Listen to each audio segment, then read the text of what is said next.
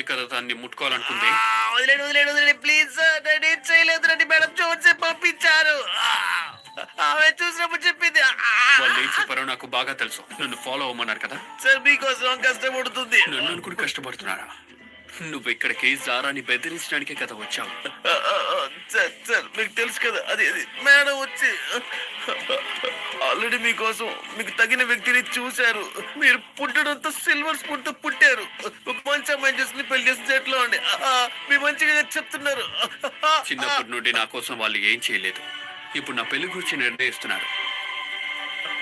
వెళ్ళి వాళ్ళకి చెప్పు, నా జారాని గాయపరించాలనుకుంటే వాళ్ళు ఎవరైనా నేను ఊరికే వదలని.